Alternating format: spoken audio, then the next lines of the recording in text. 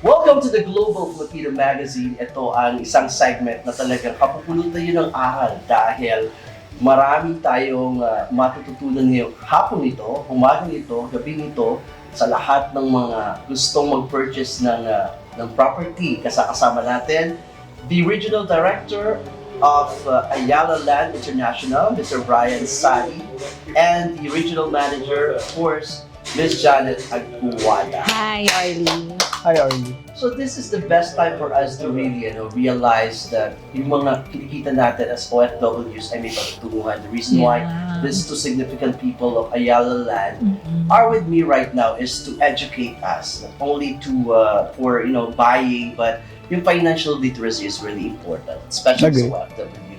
What do you think is your stand pagdating sa mga pakipag-deal niya sa OFW na minsan nasasayang yung mga kinikita natin, di ba? For those who are our kababayan who want to invest, kailangan research talaga. Research the brand and then aralin nila yung monthly amortization up to bank financing. Siguro for me having in Alici for 11 years and being outside of the country, siguro yun yung kailangan matutunan. Ayaw natin masayang ang pinaghirapan ng mga kababayan natin kasi a lot of sacrifices were made. Lumabas ka ng bansa. So, hindi natin sasayangan yun. So, kailangan aral talaga yung mga labas ng pera pagdating sa property. Kayo isa sa mga dalubhasa pagdating sa pag-invest sa real estate. Janet, gaano pa importante ang pag-invest sa condominium, may patawag dito, house and lot. House and lot. It's like this. I've been with Ayala, specifically in the real estate industry, since 2014. And yung my first deployment was here. I was still a seller. You know what? We're so passionate with, pardon Sir Brian, no? We're so passionate in this kasi, you know what? I've seen a kababayan. When the first time I met her, she said to me, it's like this. At the time, the price was still at 1.5. And mind you, the price right now is already at 6.5. And she told me, until now, wala pa siyang investment. But you know what? Ang dami naman niya napaaral. So, it's just, yun yung mga ano lang natin, no? Yung we're so passionate on helping our kababayans, and yet, meron pa rin talaga, there's still a large portion wherein kulang talaga tayo in terms of financial literacy. Correct. And sometimes, this is Dubai. It's how shall I say? It's the melting pot. This is a tourist country, left and right, yung shopping. It's so easy to, magkaroon tayo ng gastos. But then again, at the end of the day, wala kayo napupuntahan. So that's what we would like to inculcate really in our kababayan. I'm so sorry, medyo talagang very passionate talaga ako when it comes with this. Kasi nakikita mo na-experience mo. And based from this experience, how do you classify and categorize yung mga OFWs natin dito sa Dubai na ganyan talaga ang lifestyle na parang nasasayang, di ba? Wala naman kami kinalaman sa mga plano nila, but paano ang mga OFWs ng Dubai? Let's say, for example, this 100% of Dubai at our OFs, hindi naman lahat are like that. So, syempre, we've been doing this, sabi ko nga, for the last more than 10 years already here in the UAE. And mind you, in the first quarter, the top sales, in terms of sale, was the UAE. So, I'm giving that hands off sa mga kababayan natin. Kasi, it's pandemic. We're in pandemic. And yet, they've seen that importance to invest. Actually, it's not only you whether you invest it on our private properties, sa bayan mo, sa probinsya mo, it's still okay. Whether are you saying that yung mga OFWs in Dubai are really responsible OFWs? Majority, actually. I'm talking right now on this year, 2022. Yes, based as compared to 2014. So that financial literacy is there already. So we just have to push it on, no, Sir Brian? Continue with the education. When you try to visualize yung reality that when we go home, there, like for example, yung mga 10 years, 15 years, 20 years who are continuously working na in Dubai, pag uwi pa, wala pang sariling bahay. Exactly. Diba? So how do you deal with it? Diba? So what will be your explanation about this kind of situation that ito ang kinakaharap ng mga OFWs natin? yung kailangan maramdaman mo yung pinanggalingan ng bawat OF eh. Hindi mawawala talaga for how many years na magpapaaral yan. Yet, kailangan mo ring tiyagain. You need to set a program quarterly, weekly for them para mas matutunan nila paano mag-save ng money para sa self nila. So, yun yung part siguro namin na we are committed to push program, project launching. Ito yung mga tinuturo namin kung paano mag-invest habang nandito.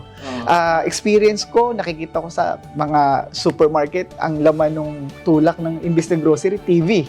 Kasi mura dito eh, di ba? But and yet, end of the day, depreciated na yan pag nabili mo. But yung property, pag nabili mo yan, yan yung nag-a-appreciate.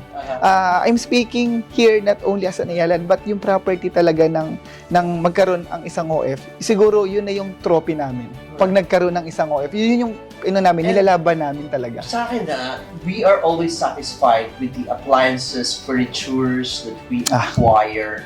But the problem is, yung tinitirhan natin, hindi naman pa sa atin, di ba? Kompleto tayo sa gamit, but in reality, umuupa pa lang din tayo. So that to acquire a property is really important, especially this pandemic. How did you manage to convince our kababayans during this pandemic period that we are experiencing right now to purchase, to acquire, to buy a property? We are all affected with the pandemic. Everyone wasn't exempted from it. And with that, kasi we're in the pandemic now, and then ang daming nawalan ng work. And yet, nag-flourish yung real estate industry during the pandemic as compared to pre-COVID times. Why? I think because yung mga kababayan din natin, natuto na din sila. You know, what's the good thing about the pandemic that taught us is this: hindi pala importante at the end of the day, the bags. Hindi pala importante at the end of the day, if the day yung shoes natin, diba? Na you're even a member of a club. Importante pala is your health. We're healthy, we're with our family, and then yung mga tangible things na kailangan pala natin, what is that? Diba? Kailangan natin ng matitirhan. Especially during ng pandemic, diba? Kailangan natin social distancing, and then we were quarantined in our house. Diba? Nag-work from home tayo lahat. Kayo ba no? Nag-work from home kayo during pandemic? Yeah. So, at that time, I think most our kababayans na-realize din nila. And the good thing about it is that kahit nasa pandemic tayo, Ayala Land also had offered a very flexible pay term which we did not offer pre-COVID times. So alam mo yung imagine mo 60 months, that's 5 years na never naming na-offer pre-COVID times. Dinag ba siya? As low as, as low as 6,000 pesos. So how much is that? 465 dirhams, no? Bata pa lang tayo kasi, di ba? We are being taught already in school the basic essentials na kailangan natin, kasama ang food, shelter, and clothes. Exactly. So ngayon, this is how we are dealing with the importance of acquiring a home, a property. And Ayala Land is here to really respond to sa mga inquiries natin. What are these questions that you would like to top right now para sa kapakanan ng mga nanonood sa atin, like the frequently asked questions? Normally, saan ba magandang mag-invest? And then, normally kasi din, our clients or our kababayans here, madaling mag-reserve. That's what I have seen in the UAE. One sitting lang napapareserve mo, and yet, hindi siya natutuloy. So, it's like this. The question is, hanggang dapat dun sa back financing, diba? So, you have to, what are the questions? Check your developer, check your location. What else? Yung financial capacity. Agreed. The first main question is that ano ba yung objective mo and why you're investing. So, kung halimbawa ang objective mo is that kailangan mo ng matitirhan, you go for the house and lot. But then again, some of our clients, some of our kababayans, they just wanted an investment. So that, the passive income, kahit nandito sila, which is normally naman, nandito talaga sila, so they have a passive income. So that's where the vertical projects comes in. So yun. When we offer investment to other people, papasok sa isipan natin, and this is really this is happening, mahal. Actually, pag sa ating mga kababayan, when purchasing $1 million, automatically mahal talaga. Okay. They're expecting a one-time payment or 6 months lang or 1 year. Hindi kasi ganun pa bibigay yung information, the right information for them, no? So, kailangan sa part namin... And this is where the specialists come Exactly. in. Exactly. Totoo. Exactly. Totoo, Orly. Yeah. Kasi itinuturo namin na ito po yung monthly amortization nyo. It's zero interest for 60 months. And then ito po yung bank financing nyo up to 15 years or 20 years. Even hanggang 20 years, ina-explain namin na ito siya. Ngayon, nakatira ka na, nagbabangko ka na, nakatira ka na, and then you're paying bank loan. And pwede mo iparent yun, di ba? Yun yung strategy na pwede mong ibigay sa bank loan. So, makikita na ngayon ng buyer na million siya, but hindi naman one-time payment kakayanin eh. So, kailangan aralin talaga yung finances. There's installment plan, di ba? Agree. So, how much are we talking here as far as the monthly amortization is concerned para dun sa pinaka-least earning OFW natin? Kasi this is for the information of the audience who are really planning to buy but hesitant pa right now because, Agree. di ba? May mga may mga nasa budget pang hindi pa kasama sa budget. When they hear about Ayala Land, like you, what's your top of the mind when you hear Ayala Land? It's stable, di ba? Pag It's pinag-usapan stable. natin stability. Di ba? Yeah. Aside from stability, what else? I'm the one asking. No?